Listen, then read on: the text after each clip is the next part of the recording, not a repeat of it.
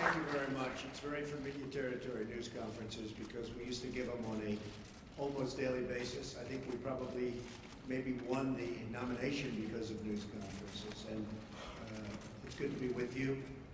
We stopped giving them because we're getting quite a bit of inaccurate news, but I do have to say that, and I must say that I want to thank a lot of the news organizations here today, because they looked at that nonsense that was released by maybe the intelligence agencies.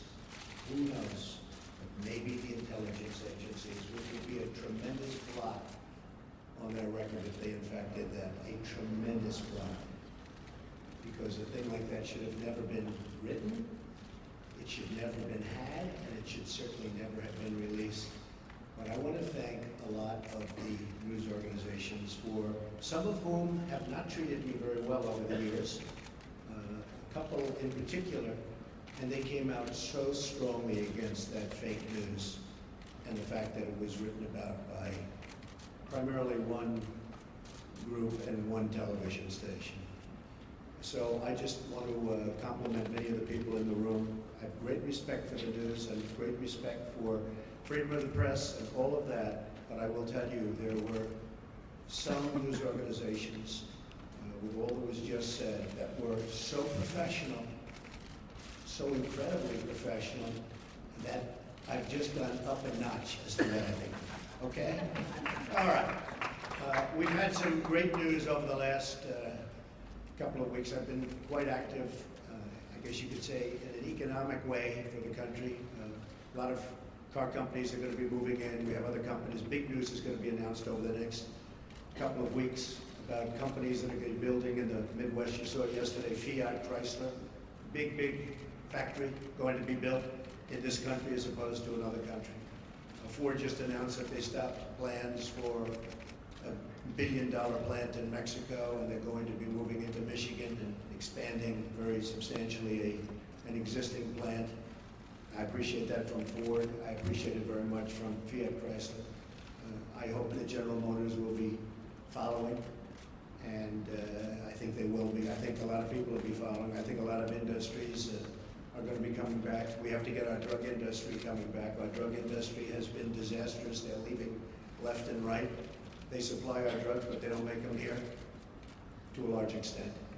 And the other thing we have to do is create new bidding procedures for the drug industry, because they're getting away with murder. Pharma has a lot of lobbies, a lot of lobbyists, and a lot of power. And there's very little bidding on drugs. We're the largest buyer of drugs in the world, and yet we don't bid properly, and we're going to start bidding, and we're going to save billions of dollars over a period of time. And we're going to do that with a lot of other industries. I'm very much involved with the generals and admirals on the airplane, the F-35. You've been reading about it. And it's way behind schedule and many billions of dollars over budget. I don't like that. And the admirals have been fantastic. The generals have been fantastic. I've really gotten to know them well. And we're going to do some big things on the F-35 program, and perhaps the F-18 program. And we're going to get those costs way down, and we're going to get the plane to be even better, and we're going to have some competition, and it's going to be a beautiful thing. So we've been very much involved, and other things. We had Jack Ma, we had so many incredible people coming here. Mr. Arnaud, they're going to do tremendous things in this country. And they're very excited. And I will say, if the election didn't turn out the way it turned out, they would not be here, they would not be in my office, they would not be in anybody else's office. They'd be building and doing things in other countries. So there's a great spirit going on right now, a spirit that many people have told me they've never seen before, ever. We're going to create jobs. I said that I will be the greatest jobs producer that God ever created, and I mean that. I'm going to work very hard on that. We need certain amounts of other things, including a little bit of luck, but I think we're going to do a real job, and I'm very proud of what we've done, and we haven't even gotten there yet. I look very much forward to the inauguration. It's going to be a beautiful event. We have great talent, tremendous talent, and we have all of the bands, or most of the bands, from the different segments of the military. And I've heard some of these bands over the years; they're incredible. We're going to have a very, very elegant day. The 20th is going to be something that will be very, very special, very beautiful. And I think we're going to have massive crowds because we have a movement. It's a movement like the world has never seen before. It's a movement that a lot of people didn't expect. And even the polls, although some of them did get it right, but many of them didn't. That was a beautiful scene on November 8th as those states started to pour in. And we focused very hard on those states, and they really reciprocated. And those states are going to have a lot of jobs, and they're going to have a lot of security. They're going to have a lot of good news for their veterans. And by the way, speaking of veterans, I appointed today the head secretary of the Veterans Administration, David Shulkin, and we'll do a news release in a little while. I'll tell you about David. He's fantastic. He's fantastic. He will do a truly great job. One of the commitments I've made is that we're going to straighten out the whole situation for our veterans. Our veterans have been treated horribly. They're waiting in line for 15, 16, 17 days. Cases where they go in and they have a minor, early stage form of cancer and they can't see a doctor. By the time they get to the doctor, they're terminal. It's not going to happen. It's not going to happen. So David is going to do a fantastic job. We're going to be talking to a few people also to help David. And we have some of the great hospitals of the world going to align themselves with us on the Veterans Administration, like the Cleveland Clinic, like the Mayo Clinic, a few more that we have. And we're going to set up a group. These are hospitals that have been the top of the line, the absolute top of the line. And they're going to get together with their great doctors. Dr. Toby Cosgrove, as you know, from the Cleveland Clinic, has been very involved. Ike Perlmutter has been very, very involved, one of the great men of business. And we're going to straighten out the VA for our veterans. I've been promising that for a long time. Something I feel very, very strongly. So you'll get the information on David, and I think you'll be very impressed with the job he does. We looked long and hard. We interviewed at least 100 people. Some good, some not so good, but we have a lot of talent.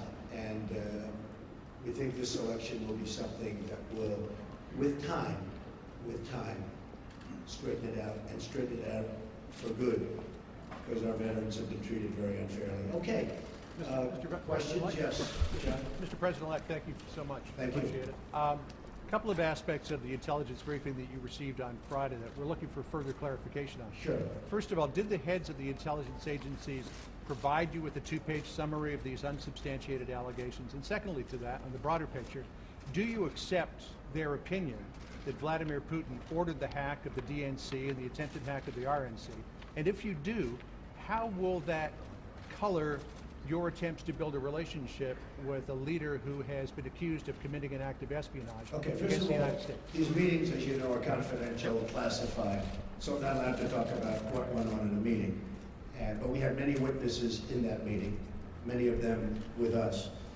And I will say again, I think it's a disgrace that information would be let out. I saw the information, I read the information outside of that meeting. It's all fake news, it's phony stuff. It didn't happen. And it was gotten by opponents of ours, as you know, because you reported it, and so did many of the other people. It was a group of opponents who got together, sick people, and they put that crap together. So I will tell you that not within the meeting, but outside of the meeting, somebody released it. It should never have been, number one, shouldn't have even entered paper, but it should never have been released. But I read what was released, and I think it's a disgrace. I think it's an absolute disgrace. As far as hacking, I think it was Russian, but I think we also get hacked by other countries and other people. And I can say that, you know, when we lost 22 million names and everything else that was hacked recently, they didn't make a big deal out of that. That was something that was extraordinary. That was probably China.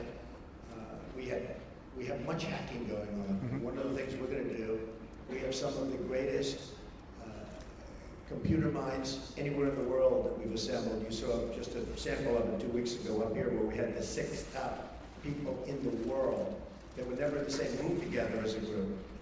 And we're going to put those minds together and we're going to form a defense. And I have to say this also. The Democratic National Committee was totally open to be hacked. They did a very poor job. They could have had hacking defense, which we had. And I will give Reince Priebus credit, because when Reince saw what was happening in the world and with this country, he went out and went to various firms and ordered a very, very strong hacking defense. And they tried to hack the Republican National Committee, and they were unable to break through. We have to do that for our country. It's very important. And just to the last part of that question, where I said, how could all of this potentially color your attempts to build a better relationship with President Putin? Well, you know, President Putin and Russia put out a statement today that this fake news was indeed fake news. They said it totally never happened. Now, somebody would say, oh, of course he's going to say that. I respected the fact that he said that. And I'll be honest, I think if he did have something, they would have released it. They would have been glad to release it. I think, frankly, had they broken into the Republican National Committee, I think they would have released it, just like they did about Hillary and all of the horrible things that her people, like Mr. Podesta, said about her. I mean, what he said about her was horrible. If somebody said about me what Podesta said about Hillary, I was the boss, I would have fired him immediately, or that person, because what he said about her was horrible. But remember this, we talk about the hacking. Hacking's bad, and it shouldn't be done. But look at the things that were hacked. Look at what was learned from that hacking. That Hillary Clinton got the questions to the debate and didn't report it? That's a horrible thing. That's a horrible thing. Can you imagine that if Donald Trump got the questions to the debate, it would have been the biggest story in the history of stories. And they would have said, immediately you have to get out of the race. Nobody even talked about it. It's a very terrible thing. Yes, President-elect, can I ask you a question, sir? Thank you, Mr. President-elect. On that intelligence report, the second part of their conclusion was that Vladimir Putin ordered it because he aspired to help you in the election. Do you accept that part of the finding? And will you undo what President Obama did to punish the Russians for this, or will you keep it in place? If Putin likes Donald Trump, I consider that an asset, not a liability. Because we have a horrible relationship with Russia. Russia can help us fight ISIS, which, by the way, is number one tricky. I mean, if you look, this administration created ISIS by leaving at the wrong time. The void was created, ISIS was formed. If Putin likes Donald Trump, guess what, folks? That's called an asset, not a liability. Now, I don't know that I'm going to get along with Vladimir Putin. I hope I do, but there's a good chance I won't. And if I don't, do you honestly believe that Hillary would be tougher on Putin than me? Does anybody in this room really believe that? Give me a break. Okay. But President Obama's steps, will you keep Can on you the make clear whether during your visits to either Moscow or St. Petersburg you engaged in conduct that you now regret, and that a reasonable observer say that you are potentially vulnerable to blackmail by Russia or by its intelligence agencies? Let me just tell you what I do. When I leave our country, I'm a very high-profile person, would you say? I am extremely careful. I'm surrounded by bodyguards. I'm surrounded by people. And I always tell them, anywhere, but I always tell them, if I'm leaving this country, be very careful, because in your hotel rooms, and no matter where you go, you're going to probably have cameras. I'm not referring just to Russia, but I would certainly put them in that category. And number one, I hope you're going to be good anyway. But in those rooms, you have cameras in the strangest places. Cameras that are so small with modern technology, you can't see them and you won't know. You better be careful, or you'll be watching yourself on nightly television. I tell this to people all the time. I was in Russia years ago with the Miss Universe contest, which did very well. Moscow, the Moscow area, did very, very well. And I told many people, be careful, because you don't want to see yourself on television. Cameras all over the place. And again, Not just Russia, all over. Does anyone really believe that story? I'm also very much of a germaphobe, by the way. Believe me. President-elect, one more question, sir. About how you plan to disentangle yourself from your business, but first, I have to follow up on some of these Russia remarks. Based on your comments here today, do you believe the hacking was justified? Does Russia have any leverage over you, financial or otherwise?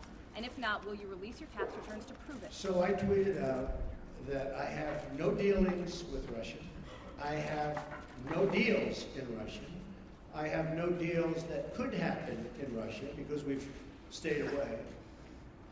And I have no loans with Russia. As a real estate developer, I have very, very little debt. I have assets that are, and now people have found out how big the company is. I have very little debt, I have very low debt. But I have no loans with Russia at all.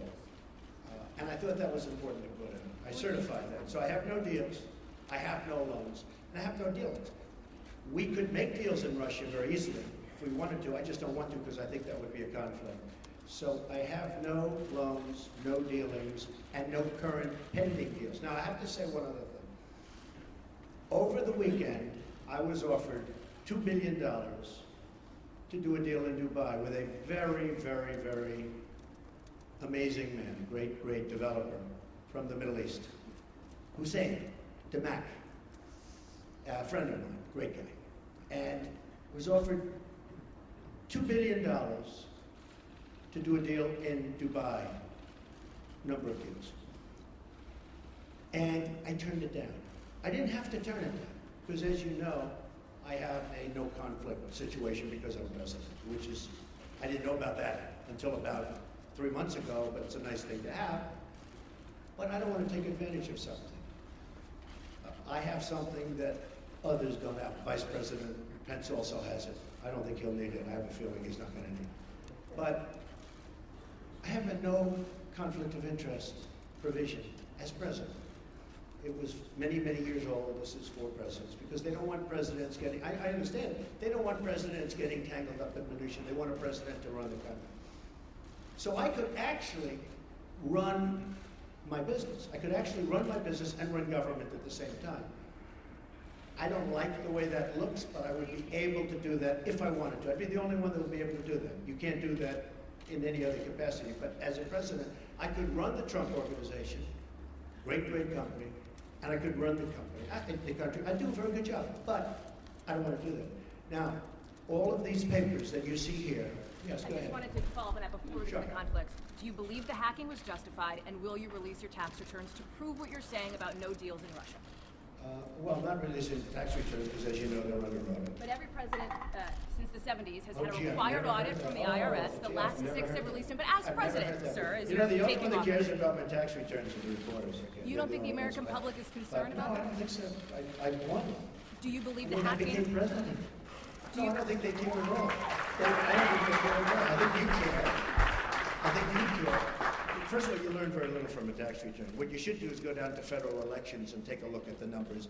And actually, people have learned a lot about my company, and now they realize my company is much bigger, much more powerful than they ever thought. We're in many, many countries, and I'm very proud of it. And what I'm going to be doing is my 2 sons, who are right here, Don and Eric, are going to be running the company. They are going to be running it in a very professional manner. They're not going to discuss it with me. Again, I don't have to do this. They're not going to discuss it with me. And with that, I'm going to bring up Sherry Dillon, and she's going to go, these papers are just some of the many documents that I've signed, turning over complete and total control to my son. Sir, can we ask you one more question?